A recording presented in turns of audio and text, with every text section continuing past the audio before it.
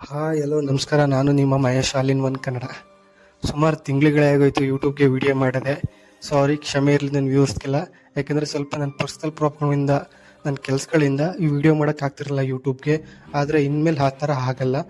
ಪ್ರತಿ ವಾರಕ್ಕೊಂದ್ಸರಿ ಆದರೂ 2 ವಿಡಿಯೋ ಇಲ್ಲ 1 ವಿಡಿಯೋನಾದರೂ ಪ್ರಾಕ್ಟಿಕಲರಾಗಿ ಬಂದೇ ಬರುತ್ತೆ. ಅದು ಭಾನುವಾರ ಟೈಮಲ್ಲಂತೂ ಇಲ್ಲ ಶನಿವಾರ ಟೈಮಲ್ಲಂತೂ ಬಂದೇ ಬರುತ್ತೆ. ತಲೆ ಕೆಡಿಸ್ಕೊಬೇಡಿ. ಈಗ ಹೆಂಗೆ ಸಪೋರ್ಟ್ ಮಾಡ್ತಿದ್ದೀರಾ ಹಾಗೆ ಮುಂದೆ ಕೂಡ ನನ್ನ ವೀಡಿಯೋಗಳು ಮಾಡಿದಾಗ ಸಪೋರ್ಟ್ ಮಾಡಿ ಅಂತ ಮಾತ್ರ ಕೇಳ್ಕೊತಿದ್ದೀನಿ. ಈಗಿನ ವೀಡಿಯೋನ ಸ್ಟಾರ್ಟ್ ಮಾಡೋದ ಬನ್ನಿ. ನಮ್ಮ ಜೀವನದಲ್ಲಿ ನಾವು ಅಂದ್ಕೊಂಡಿರೋ ಥರ ಯಾವುದೂ ಆಗಲ್ಲ. ಕೆಲವೊಂದು ಸರಿ ನಡೆಯುತ್ತೆ, ಹಠ ಬಿದ್ದು ಇದನ್ನು ಮಾಡೇ ಮಾಡ್ತೀವಿ ಅಂದ್ಕೊಂಡೊಂದು ಸರಿ ಕೆಲವೊಂದು ಮಾತ್ರ ನಡೆಯುತ್ತೆ. ಇನ್ನು ಕೆಲವೊಂದು ನಾವು ಅಂದ್ಕೊಂಡಿರೋದ್ರ ಮೇಲೆ ಇಲ್ಲ ಅಂದ್ಕೊಂಡಿರೋದಕ್ಕಿಂತ ಉಲ್ಟಾ ನಡೆಯುತ್ತೆ. ಸೊ ಅದಕ್ಕೋಸ್ಕರ ಜೀವನದಲ್ಲಿ ಜಾಸ್ತಿ ಯಾವುದ್ರ ಮೇಲಾದರೂ ಆಗಲಿ, ಯಾವ ವ್ಯಕ್ತಿ ಮೇಲಾಗಲಿ, ವಸ್ತು ಮೇಲಾಗಲಿ, ಇಲ್ಲ ನಿಮ್ಮ ಮೇಲೆ ಆಗಲಿ ಜಾಸ್ತಿ ಓವರ್ ಕಾನ್ಫಿಡೆನ್ಸ್ ಒಳ್ಳೆಯದಲ್ಲ, ಎಕ್ಸ್ಪೆಕ್ಟೇಷನ್ ಒಳ್ಳೆಯದಲ್ಲ. ನಮ್ಮ ಜೀವನದಲ್ಲಿ ನಾವು ಹೇಗಿರ್ತೀವಿ ಆಗಿದ್ಬಿಡೋದ. ಅಂದರೆ ಎಕ್ಸ್ಪೆಕ್ಟೇಷನ್ನು ಆಸೆಗಳನ್ನ ಇಟ್ಕೊಳ್ಳೋದ, ಬಟ್ ಇಷ್ಟಲ್ಲಿ ಇರ್ಬೇಕು ಅಷ್ಟಲ್ಲಿ ಇಟ್ಕೊಳ್ಳೋದ. ಇದಾಗಲಿಲ್ಲ ಅಂದರೂ ನಮ್ಮ ಎಮೋಷ್ನಲ್ ಆಗಲಿ, ನಮ್ಮ ಕಷ್ಟಗಳನ್ನಾಗಲಿ, ನಮ್ಗೆ ಎಷ್ಟೇ ಕಷ್ಟ ಬರಲಿ, ಎಷ್ಟೇ ಬೇಜಾರಾಗಲಿ, ಎಷ್ಟೇ ನೋವಾಗಲಿ ಬೇರೆಯವ್ರ ಹತ್ರ ಹೇಳ್ಕೊಳ್ಳೋದು ಬೇಡ. ನಮ್ಮ ಕಷ್ಟಗಳು ತೋರಿಸ್ಕೊಳ್ಳೋದೇ ಬೇಡ. ಯಾಕಂದರೆ ನಾವು ಕಷ್ಟಗಳು ತೋರಿಸ್ಕೊಳ್ಳೋದು, ನಾವು ಬೇಗ ವೀಕ್ನೆಸ್ಸು, ನಾವು ತುಂಬ ಅಳ್ತೀವಿ, ನಾವು ತುಂಬ ವೀಕ್ ಇದ್ದೀವಿ, ಸಣ್ಣ ಪುಟ್ಟ ವಿಷಯಕ್ಕೆಲ್ಲ ಅಳ್ತೀವಿ ಅಂದರೆ ಮನೆಯವರಾಗಲಿ ಫ್ರೆಂಡ್ಸ್ಗಳಾಗಲಿ ಕಷ್ಟ ಬಂದಾಗ, ಅಂದರೆ ಏನಾರೋ ಪ್ರಾಬ್ಲಮ್ ಬಂದಾಗ ವಿಷಯಗಳ ಮುಚ್ಚಿಡ್ತಾರೆ. ಆದ್ದರಿಂದ ಇವತ್ತಿನ ವಿಷಯ ಏನಪ್ಪ ಅಂದರೆ ಜೀವನ. ನಮ್ಮ ಜೀವನದಲ್ಲಿ ನಾವು ಅಂದ್ಕೊಂಡಿದ್ದ ಥರ ಎಲ್ಲ ಆಗುತ್ತಾ? ನಾವೇನೋ ಅಂದ್ಕೊಂಡಿರ್ತೀವಿ ಅದೆಲ್ಲ ನಮ್ಮ ಜೀವನದಲ್ಲಿ ನಡೆಯುತ್ತಾ? ಯಾಕೆಂದರೆ ನಾವು ಚಿಕ್ಕ ವಯಸ್ಸಲ್ಲಿ ಇರಬೇಕಾದ್ರೆ ತುಂಬ ಆಸೆಗಳನ್ನ ಇಟ್ಕೊಂಡಿರ್ತೀವಿ. ನಾವು ಪೊಲೀಸ್ ಆಗಬೇಕು ಅಂತ ಒಬ್ಬರು, ನಾವು ಡಾಕ್ಟರ್ ಆಗಬೇಕು ಅಂತ, ಒಬ್ಬ ಇಂಜಿನಿಯರ್ ಆಗಬೇಕು ಅಂತ, ಇಲ್ಲ ಒಬ್ಬ ಬಿಸ್ನೆಸ್ ಮ್ಯಾನ್ ಆಗಬೇಕು ಅಂತ. ಬಟ್ ಮನೆ ಪರಿಸ್ಥಿತಿಗಳ ಇಲ್ಲ ಕೆಲಸಗಳ ಒತ್ತಡದಿಂದ ಆಗಿರ್ಬೋದು, ಇಲ್ಲ ನಮ್ಮ ಮೈಂಡ್ ಚೇಂಜ್ ಆಗಿರ್ಬೋದು. ಪೊಲೀಸ್ ಆಗಬೇಕು ಅಂತ ನಾವು ಡಾಕ್ಟರ್ ಆಗ್ಬೋದು, ಡಾಕ್ಟರ್ ಆಗಬೇಕು ಅಂದ್ಕೊಂಡು ಪೊಲೀಸ್ ಆಗ್ಬೋದು. ಇಲ್ಲ ಎಷ್ಟೇ ಕಷ್ಟಪಟ್ಟು ನಾವು ಪೊಲೀಸ್ಗೆ ಓದಲೇಬೇಕು ಅಂತ ಓದಿದ್ರು ಕೂಡ ನಾವು ಎಕ್ಸಾಮ್ ಬರ್ದಾಗ ಫೇಲ್ ಆಗ್ಬೋದು, ಇಲ್ಲ ಫಿಸಿಕಲ್ ಟೆಸ್ಟಲ್ಲಿ ಫೇಲ್ ಆಗ್ಬೋದು, ಇಲ್ಲ ಅದರಲ್ಲಿ ಪಾಸಾಗಿ ರೈಟಿಂಗಲ್ಲಿ ಫೇಲ್ ಆಗ್ಬೋದು.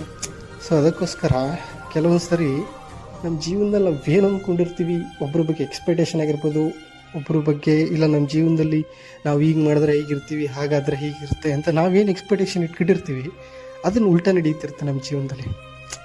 ಯಾಕಂದರೆ ಇದು 2 ತಿಂಗಳಿಂದ ನಾವು ವಿಡಿಯೋ ಮಾಡೋಕ್ಕಾಗದಿರೋ ಕಾರಣನೇ ಇದು. ನನ್ನ ಜೀವನದಲ್ಲಿ ನಂದು 1-2 ತಿಂಗಳು 3 ತಿಂಗಳು ಹಿಂಗಿರುತ್ತೆ ಜೀವನ ಅಂತ ನಾನು ಎಕ್ಸ್ಪೆಕ್ಟೇಷನ್ ಇಟ್ಕೊಂಡಿದ್ದೆ. ಬಟ್ ಅದೆಲ್ಲ ಉಲ್ಟಾ ಆಗೋಯ್ತು. ಅದಕ್ಕೋಸ್ಕರ ಸ್ವಲ್ಪ ಪರ್ಸ್ನಲ್ ಪ್ರಾಬ್ಲಮಿಂದ ವೀಡಿಯೋ ಮಾಡೋಕ್ಕೆ ಲೇಟ್ ಆಯಿತು.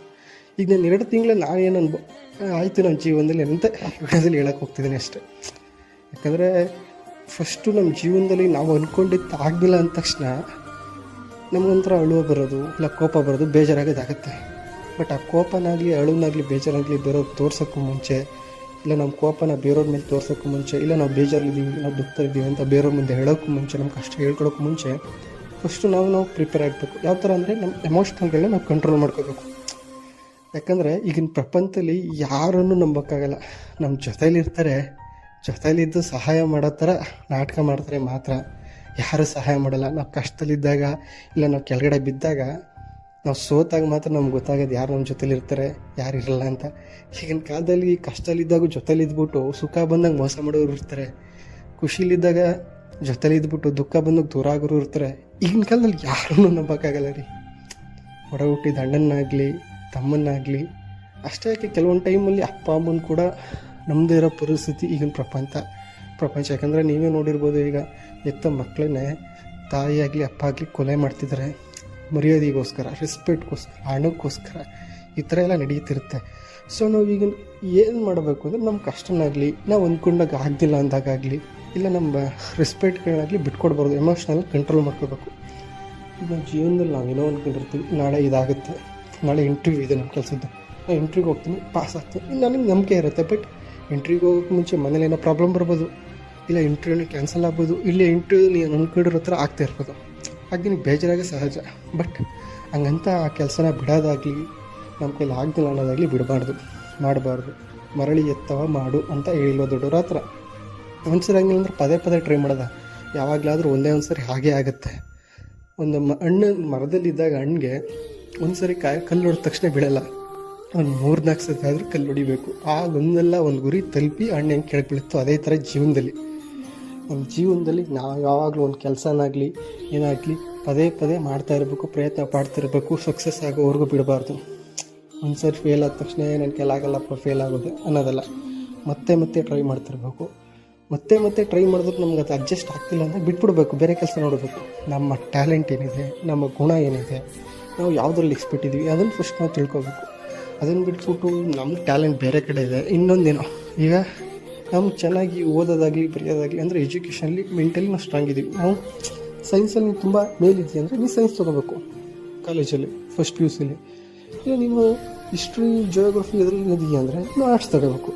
ಇಲ್ಲ ನಾನು ಮ್ಯಾಥ್ಸಲ್ಲಿ ತುಂಬ ಸ್ಟ್ರಾಂಗ್ ಇದ್ದೀನಿ ಅಂದರೆ ಕಾಮರ್ಸ್ ತಗೋಬೇಕು. ಇದನ್ನು ಬಿಟ್ಬಿಟ್ಟು ನೀವು ಮ್ಯಾಥ್ಸಲ್ಲಿ ಸ್ಟ್ರಾಂಗ್ ಇದ್ದು ಆರ್ಟ್ಸ್ ತಗೊಂಡ್ರೆ ಕಷ್ಟ ಆಗುತ್ತೆ.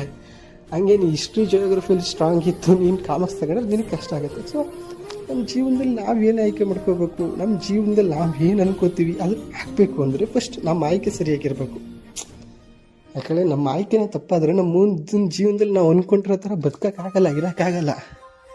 ನನಗೂ ಆಸೆ ಆಯಿತು, ನಾನೊಬ್ಬ ಪೊಲೀಸ್ ಆಫೀಸರ್ ಆಗಬೇಕು, ಇಲ್ಲ ಒಬ್ಬ ಟೀಚರ್ ಆಗಬೇಕು ಅಂತ. ನನಗೆ SLCಗೆ ಬಂದಾಗ ಅನಿಸಿದ್ದೇನೆ ಅಂದರೆ ನಾನೊಬ್ಬ ಹೈಸ್ಕೂಲ್ಗೆ ಟೀಚರಾಗಿ ಹೋಗ್ಬೇಕು, ಅದು ಹಿಸ್ಟ್ರಿ ಲೆಕ್ಚರರ್ ಆಗಿ ಹೋಗಬೇಕು ಅಂತ.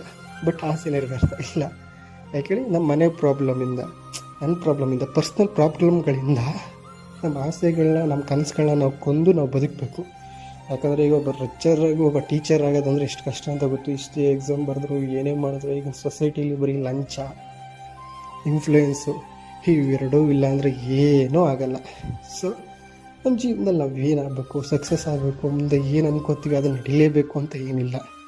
ನಮ್ಮ ಜೀವನದಲ್ಲಿ ನಾಳೆ ನಾವು ಇವತ್ತು ಇರ್ತೀವಿ ಚೆನ್ನಾಗಿ ನಗ್ನಗ್ತಾ, ನಾಳೆ ನಾವು ಸತ್ತೋದು ಯಾರಿಗೂ ಗೊತ್ತಾಗಲ್ಲ, ಮುಂದೆ ಏನಾಗುತ್ತೆ ಅಂತ ಯಾರೂ ಹೇಳೋಕ್ಕಾಗಲ್ಲ.